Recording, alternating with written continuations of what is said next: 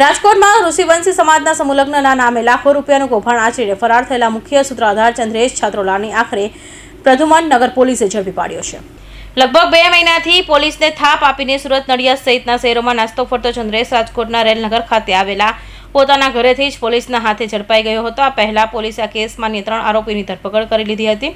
આખરે રાજકોટમાં ઋષિવંશી સમાજના સમૂહલગ્નમાં નામે લાખો રૂપિયાનું કૌભાંડ આચરીને ફરાર થઈ ગયેલા મુખ્ય સૂત્રધાર ચંદ્રેશ છાત્રોલાને આખરે પ્રધુમનગર પોલીસે ઝડપી પાડ્યો હતો. રાજકોટ ઋષિવંશી સમાજના બેનર હેઠળ સમૂહ લગ્નનું ભવ્ય આયોજન કરી લાખો રૂપિયાની છેતરપિંડીના આચરનાર મુખ્ય સૂત્રધાર ચંદ્રેશ છાત્રોલાની પ્રધુમનગર પોલીસે ધરપકડ કરી છે. આ કૌભાંડના પર્દાફાશ થયાના લગભગ 2 મહિના બાદ પોલીસને મોટી સફળતા મળી છે. પકડવામાં આવ્યો છે અને ભાગતો ફરતો તો અગાઉ નામદાર સેશન કોર્ટ તેમજ નામદાર હાઈકોર્ટમાં આગોતરા જામીન મૂકેલ જે નામંજૂર થતા જુદી જુદી જગ્યાએ નાસ્તો પડતો હોય જેને એલસીબી ઝોન 2 દ્વારા પકડી આપવામાં. તારીખ 22 ફેબ્રુઆરીને રોજ રાજકોટમાં રેલનગર ખાતે ઋષિવંશી સમાજના સમૂહ લગ્નનું આયોજન કરવામાં આવ્યું હતું. મુખ્ય આયોજક ચંદ્રેશ છાત્રોલા સહિતના કુલ 4 આયોજકો આ કાર્યક્રમની જવાબદારી સંભાળી હતી. જોકે લગ્નના દિવસે સવારે 5 વાગ્યાના ચંદ્રેશ છાત્રોલા અને તેના સાથીએ પોતાનો ફોન બંધ કરી દીધો અને ફરાર થઈ ગયા હતા. અને કારણે લગ્ન માટે પહોંચેલા વર પક્ષ અને કન્યા પક્ષના 88 યુગલો શુભ પ્રસંગે રજડી પડ્યા હતા. કૌભાંડીઓએ માત્ર વરવધુ પાસેથી જ નહીં